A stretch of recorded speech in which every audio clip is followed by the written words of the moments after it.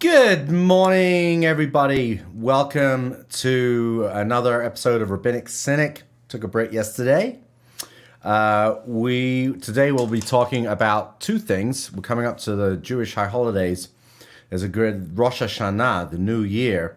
There's a wonderful way of discovering it. If you go out and walk at sunrise, or want to go out and look at the moon, we follow the lunar calendar in Judaism, and so you'll see the moon looks like this. It's like a little tiny little crescent, and the closer it goes down and down and down, as it wanes, when it's really at that sliver, that represents the new month and the new moon and the new year on Monday. So it starts Sunday night. So Rosh Hashanah starts Sunday night. And today I'd like to talk about this idea of slichot, of asking for forgiveness and also repentance. And forgiving other people as well. There's this overarching theme for Rosh Hashanah, for the new year. And at the same time, I'm wearing my Rogue One t-shirt. You can see the Rogue One logo right here. And if you can't see it, there you go. There's a new series, Star Wars series, with this guy. And I'll explain a little bit about that and my review and what I think of that. But first, I want to talk about Rosh Hashanah. And there's a custom that begins the Shabbat, the Sabbath, before Rosh Hashanah, which, yes, I know Rosh Hashanah is on Monday, the New Year's on Monday, and even though Shabbat is, coming up on this weekend, we want to do this for a week. So what happens is Jews traditionally, after service, as Shabbat goes out the week before the New Year, they go into a synagogue and they do these special prayers called slichot. What does slichot mean? What's the word mean? Slicha in Hebrew means forgive me. Slicha. If you in modern Hebrew, it's if you're in a line in Israel and you want to push into the front of the line, you'll say slicha. And Israelis will find that funny because everyone in Israel likes to push in front of lines. It's a whole thing. There are no such thing as lines. It's just about arguing with the next person about whether or not. That's an Israeli joke. If you find it funny, it's funny. But you say, so slicha, or please forgive me, I'm sorry. So we do this. We say, I am sorry. We start on Saturday night, on as Shabbat goes out the week before Rosh Hashanah, and we do it every morning. People often get up really early in the morning. I was calling my father on his birthday, Dad, if you're watching, and he had to run to synagogue early because they do slichot. And these slichot are these beautiful poems, they're called piyutim, which is like this type of poetry, liturgical poetry that helps one self-reflect, that look inside oneself and figure out what it is we want to be forgiven for. So it's a kind of strange thing. Do I want to be forgiven for eating bacon, for example? Or do I want to be forgiven because I didn't treat my neighbor that well? Or should I be forgiven for road rage? Or what is it? There are many different things that one can be forgiven for, or one needs to ask forgiveness for. But what I really believe is the purpose behind slichot is not some ambiguous God, or asking these ambiguous acts of forgiveness to God, because are we that self-centered that we think God is just looking at us personally? Well, yes, we do have a personal relationship with God, but really what it's about, now I'm going to talk a little bit of Kabbalah. Now people like to listen to Kabbalah, real Kabbalah, and real Kabbalah, from a real Kabbalistic perspective, it really is about our consciousness, which we believe is divine, the divine image in every human being, our consciousness and our subconsciousness trying to figure out what it is that we need to be forgiven for. What do we need to be forgiven for? Do we need to be forgiven for are eating too much, watching too much television, wasting too much time, what it is about our lives that we could do better, what is about the way that we treat people, how do we treat people, are there ways that we can treat our own family or the people that we love the most. Often we don't treat the people that we love the most, we treat them the worst, right? And then we treat everybody that is not people in our peripheral circle. We'll often say, I've often heard this anecdote from my wife that people will go up to her and say, "Wow, your husband is so wonderful." And she will look at them and say, "Are you talking about the same person?" Because as we know, we don't necessarily, we put masks up, we put walls up when we go out into the world. And so that doesn't necessarily mean that the person that you are to the world is the same person you really are in private. And so the purpose of slichot is to discover that about yourself. It's self-discovery. This whole process of the high holidays is a process of self-discovery. And then in that frantic week where we are asking for forgiveness, we have to really, these poems are written out in such a way that we learn the three different aspects. We delve into these different aspects. The aspects of forgiving us, asking for forgiveness between the transgressions or how we haven't necessarily behaved perfectly between us and our fellow human beings, us and our people that we love and our family. And then there's also the way that we have behaved towards our community, whether we have done enough, we've acted altruistic with enough altruism to make this a better community, to make this a better world. And at the same time, then we have on that other level, asking forgiveness of God or asking forgiveness from the universe. That's kind of looking at the grand picture. Have we done enough in the grand scheme of things from that on that spiritual level, right? There's the practical level, and then there's the spiritual level. And the word spiritual is often thrown out as a catch-all phrase, meaning what does spiritual really mean? Spiritual, it means different things to different people. There's no right or wrong answer.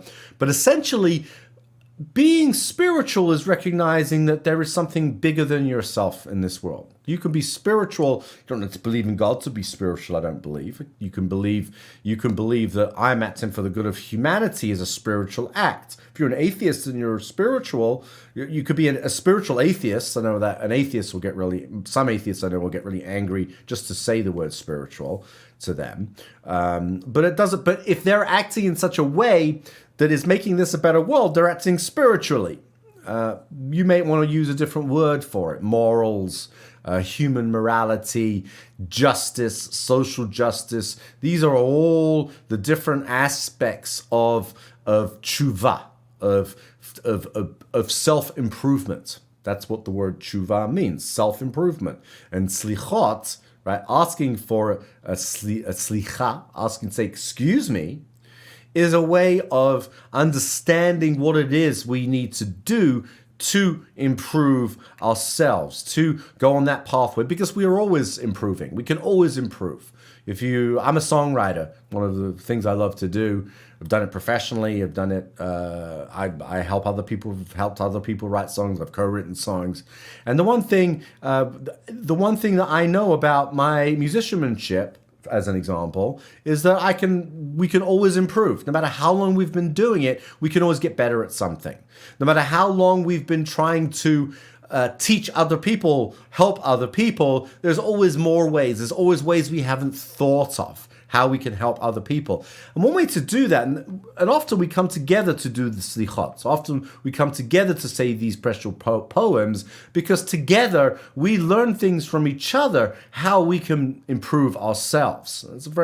I believe that's one of the most important aspects of the high holidays is coming together as a community, not just to pray for our own forgiveness. I can do that at home. I can put my talit and my tefillin and my kippah, and I can take a prayer book, and I can ask for forgiveness. I can pray. I can do all of this at my house. So why do I need a community? I'm going to do a little plug here, actually, for if you're local here in the Coachella Valley. We have high holiday services at Desert Outreach Synagogue. I am now an associate rabbi there, Rabbi Jules King, who watches this podcast. Hi, Jules, if you're watching. He leads this wonderful high holiday services, and so if you are interested in attending high holidays at Desert Outreach Synagogue, Rosh Hashanah begins on Monday, Sunday night Monday. We have services. Please send me a little email or a PM. You see my email address is here at the bottom, and I'll give you details to the website where you can buy tickets.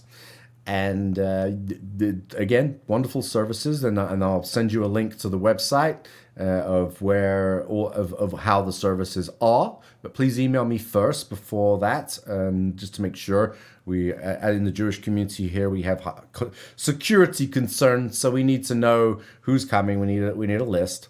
So that's my little plug for the high holidays. But that means I think it's important to come together as a community for the high holidays. For us to come as, whether you're Jewish, whether you're interested in Judaism, whether you want to kind of understand this idea of what it means to call out, to hear the shofar sounded. I'll be blowing the shofar with other members of Desert Outreach Synagogue on Monday morning, and you can hear that if you so wish. Again, email me again at rabbibentley@gmail.com or send me a private message, and I'll give you directions on how you can go about getting the tickets. That's my little plug. But again, I believe it's really important that we have those levels of tshuva, just as levels of asking for slicha. We come together. We do it individually. We have we look inside of ourselves. We try to understand our own place in the world, our own why, our own purpose. Then we try to find out the purpose of our community, the purpose of who we are as a community, not just the Jewish community, but as the general community, because we're all this. The beautiful thing about the United States, it's such a melting pot. We all come together, and so it's important for us to understand each other's cultures, each other's faiths, each other's beliefs. That's an essential aspect, I believe, of Judaism, of all of the religions, is that we should learn about each other. That's how we create a world of peace. And that's one of the most important aspects of the Jewish high holidays, is this idea of finding a way through the darkness into the light. We light the candles before the holiday starts. We're looking to come into the light out of the darkness. And this has been some dark years that we've had. We've got the war in Ukraine. It's always on our minds. It's always in the news. We see it no matter where we look. No matter what happens, there's always the Ukraine. There's always this war that's going on, and other wars that go on, and other acts of injustice, and people who do not have the freedoms that we have in the West, or not just the West, but there are many countries that have. We always say the West is the only country that has the only parts of the world that have freedom. There are other countries that have freedom, not necessarily in the West. We just assume we call it Western freedom. I think it's a throwback to the British colonialism, and I want to get into that other times, discussing some of these controversial issues about British colonialism and the new role, the new approach to England. But that is a digression.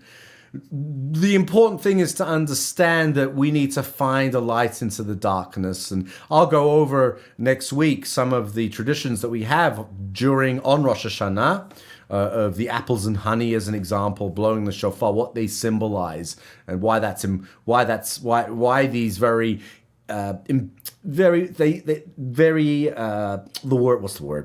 senior moments. We have senior moments. Why we have these little traditions like apple and honey and other ways of greeting each other during the Jewish high holidays, and how that brings us together. And then some of the solemn, as we approach Yom Kippur, the most solemn, not solemn, it's a solemn day, but it's also a day of awe, they call it, awe. It's a happy day. It's not just because we fast doesn't mean it's not a happy day. It's about achieving that pinnacle of self-improvement through the denying ourselves of some of the pleasures that we enjoy just for 25 hours, right? Not eating for 25 hours, don't drink water, can't eat for 25 hours, but that's Yom Kippur. Rosh Hashanah, you can eat, drink, be merry. Wine is always an important part, but if you don't drink, grape juice works. But just being happy, that's the main thing. And to be honest with you, being happy and forgiving oneself, they go hand in hand. And one of the biggest aspects of slichot, of forgiveness, of tshuva, of repentance, is forgiving yourself. We beat ourselves so much about the things that we fail at, the things that we think we've perceived that we failed at, the things that we think that we never do right. And part of that process is forgiving yourself. Because how can you forgive other people if you don't forgive yourself first? And so that's my little message for today on Slichot, as this has been a week of people saying Slichot. Tomorrow will be the last day we do Slichot. Or Sunday actually will be the last day they do Slichot, but I don't have a class. I don't broadcast on Sundays or Shabbat. I will be broadcasting tomorrow, my last broadcast. I will not be broadcasting on Rosh Hashanah in deference to the Jewish high holiday. I just believe that I may actually blow the shofar for people on Rosh Hashanah. I may just do that. I think that's important. And I'll explain that yes, I am going to do that. See, I changed my mind on air. I will blow the shofar on Monday before I go to services. And I just think it's important so people hear it that cannot hear it. And I know, Mom, if you're out there in Israel, listening, watching, I'm going to blow the shofar for you on Monday. Okay? You can catch it, Mom. Okay? If my mom is watching. She always forwards winds it to the end because she knows I'll blow the shofar this week. So that's my little spiel on slichot, on the poetry of forgiveness, the poetry of forgiveness. Now I'm gonna go on a completely different topic. As you know, I'm a part of what I do is I'm a sci-fi freak. I'm a nerd. I love everything science fiction and techie. I just love it all. You can see all my musical tech behind me. So, did anybody get the memo that there's a new Star Wars TV show, new Star Wars series called Star Wars Andor? I didn't get it, so there was like two or 3 days. We were watching television. We were watching something on Disney, and then all of a sudden, my wife calls me from the other room and says, and I hear, and there's all these X-Wing fighters and all the Star Wars, and it's like, I'm so excited. I'm like, there's a new Star Wars series. What? I never heard about it.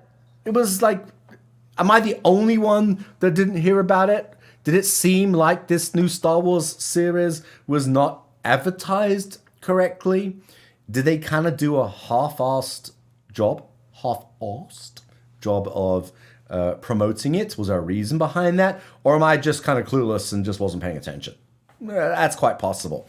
That said, I wanted to just do my quick review of it. Anyone who doesn't know, so the new Star Wars is called Star Wars Andor, and it's about Cassian Andor. So if you'd seen Rogue One, that's the Rogue One logo, right? Rogue One, if you watch Star Wars, Rogue One was that squadron that Luke Skywalker flew when they blew up the Death Star.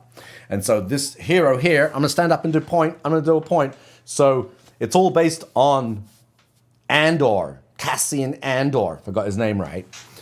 And it was just these like half-hour episodes, and each one, it was a little slow getting into it. I understand why they released it in 3 together. But I thought it was really good. I really enjoyed it once you get into it. It's really easy because they're like 25 minutes each. So you watch all 3 together in that little quick binge watch hour and a half. And I just thought it was gritty. It showed a planet that had junk all over it. It showed that there is bigotism in Star Wars with humans. The first time I've ever heard the word human mentioned in Star Wars. It's the production design. I think is excellent. Shows this. The time period is between the end of Clone Wars, boo, the prequels, they were terrible. I'm sorry, they were awful. But it's that time period between the prequels and the first Star Wars movies from 1977, my favorite time. I was 6 years old. I just told you how old I was. I was 6 years old. And I still, it just gives me chills every time I see the Star Wars logo and the Lucasfilms. I just get chills down my... It just does something to me on a level. It's almost as good as Judaism to me. Maybe sometimes better, depending on the day of the week. That's why I'm the Rabbinic Cynic. As I digress, going back, so it's gritty and it takes place in that world in between. So Rogue One, as you know, was right before they got the plans to the Death Star, and there was that main character, Andor, who recruited the rebel. They recruited that group of people. They all died. The rebel spies that died getting the plans to the Death Star. He was the main kind of recruitment guy, and this is his backstory. This is like his origin story. And one of the things I thought was interesting, and I know that some of my friends and colleagues will say, why did they talk about racism in it? Racism towards immigrant groups. Like, there's no place for that in Star Wars. Well, yes, there is a place in that in Star Wars. I just think that talking, these are human stories. That the beautiful thing about Star Wars, what made the original Star Wars movie so amazing was that it was the story of a hero. It was a hero's journey from, a small farmer, but it's a human story. And so when you look at Andor, which is about this guy that comes from a planet, he's a spoiler alert, he's from a planet that was supposedly destroyed by the Imperial Empire, and he ends up on this other planet. And part of it is we don't quite understand why he's here, what he's doing, and they keep jumping back and forth to his childhood. But the one thing that kept coming out was this kind of underlying racism and elitism that existed in that world, that caused the rebels to rise up against Darth Vader and the Emperor and everything else. And I believe it is indicative of the society we're living in. Art and film and TV and a storytelling in these from this perspective, especially in science fiction, are social commentaries. So when you bring out, it begins with him killing these two people who were being there were these corporations that control certain planets, and they have their own little police force. But these two employees, they were bullying a guy who turned out to, Andor, who was a badass, and they're bullying him in a bar, and he's trying to just ignore it. And, he's of color, right? He has a different accent. He's from somewhere else. And he ends up in a fight and kills them. And so it kind of moves on. And so we have to understand, who is he? Why is he here? And what's his role? And it turns out his role is critical to the whole Star Wars the Star Wars story, the story of how the Rebel Alliance, and this is what I think is exciting about this show, is how was the Rebel Alliance formed against Darth Vader? I'm your father, Luke. And why was Luke so excited? Why are all these people so excited of getting into it? And it showed that this was a fight against elitism. This was a fight against the abuse of workers. This was a fight against people just surviving day by day while the snotty elites look down on people that they see as... Sounds familiar, right? Sounds familiar that we live in a world that is like that. We live in a world where you see that the disparity between the rich and the poor is getting worse and worse. And the middle class is starting to get knocked out of it as well, because you can, on paper, earn a lot of, especially if you're living in California, on paper you can earn what would not consider you to be poor, but really you are. I mean, you're one paycheck away from being homeless. And we're seeing that more and more in this world. We're seeing these types of... in science fiction, especially in shows like Star Wars, you see people living, with all that technology, you're seeing people living in tents. I drive out of the Coachella Valley, and you see these huge tent cities everywhere, and you see them all over the country. This is really happening, It's not just science fiction. So science fiction, Star Wars in this case, is drawing that analogy to the real world, and it's entertaining us at the same time, but then addressing these real issues that I think that we really have to be aware of. We have to do something about it. I mean, the world is paralyzed. The governments are paralyzed. In England, the Queen just died, but now the new Prime Minister has to deal with all of these issues of food insecurity and inflation and unemployment. The list goes on. How to deal with Brexit and everything else. Whether or not you agree with Brexit or not, I'm not going to debate on that. But there's a lot of things that we have to be dealing with, and there's a lot of people who are suffering right now, suffering after the lockdowns from COVID and the unemployment. But this was happening before that, and so this Star Wars story that you've got to get into it. I give it a chance. Watch it in one go. Don't just watch the first episode and say this is a little bit slow. I'm not going to be able to get it. Because once you get into it, you realize that this is actually saying something really important. And at the same time, it's really exciting how we're going to see the rebellion form and see the development and the character arc of this character of Andor, who becomes a huge hero of the rebellion. The only thing I have to question, Kathleen Kennedy, if you're listening or watching, is what was with your marketing on this? Why did you decide to market it at the last minute like you did? I just felt your marketing was a little off. I was at Comic-Con. I did not hear a word about Star Wars Andor at Comic-Con. Not a word. Lots of Mandalorian helmets. They had a whole thing with Star Wars and Darth Vader and and they were selling lightsabers, but there was absolutely zero. Right? We know that they had the production. The production was done. It was in the can. So what took them so long to promote it? I have to wonder that. Maybe it's just poor leadership in Disney. I don't know. It's not for me to judge. I'm not going to play armchair quarterback or computer chair quarterback. I just want to say, I think this is a great show. I think it touches on some really important issues, which I know some people are going to say, well, why are they talking about racism between humans, dark humans and white humans in Star Wars? That's not the place for Star Wars. That's not why I watch Star Wars.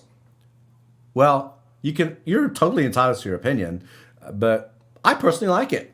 I think it's good. Star Wars has always been social commentary. It was always about good versus bad, good versus evil, authoritarianism versus democracy. That's why. So we just update it. Same people who are complaining about why there are people of color in Lord of the Rings. Why they're white? Why are there black elves? Well, because this is the 21st century, and when Tolkien wrote Lord of the Rings, it was a different world. He was writing it as an Oxford Don who was a linguistics. He was the elite, so you could expect it. These are adaptations. These are adaptations for the 21st century. Shakespeare. So if you want to make those arguments, then you're going to say, well, so Shakespeare lived in Elizabethan England, so the only people that should ever do Shakespeare should be English. Only an English person could do Shakespeare with a British accent. You could never adapt Shakespeare to America if you want to make those same equivalents, because it's not equivalent. And that's the last thing I'm going to say about this. Watch Rogue One. Email me if you are interested in high holiday services at Desert Outreach Synagogue here in the Coachella Valley.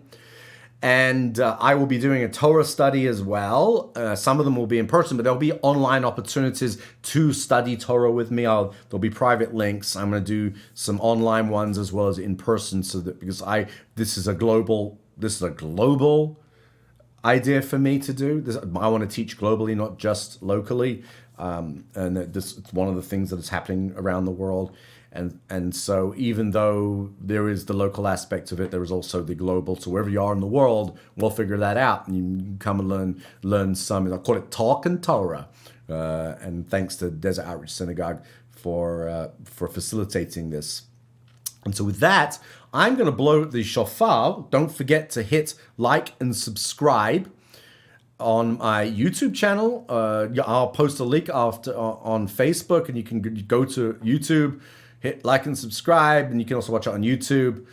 And with that, it's the still silent voice that allows us to find forgiveness, to find it is how do we want to improve. And that the sound of the shofar, the sound that we hear, the kol demama daka, the still silent voice, will awaken us to a greater understanding of how we can improve. Self-improvement and improvement for our community, how we can improve the world, how we can make this a better world. I wish you all a wonderful Thursday. Be good to each other, and live long and prosper.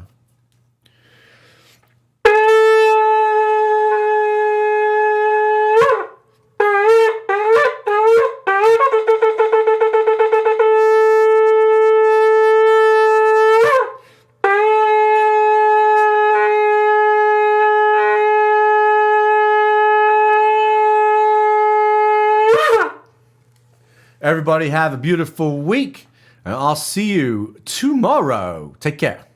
Bye.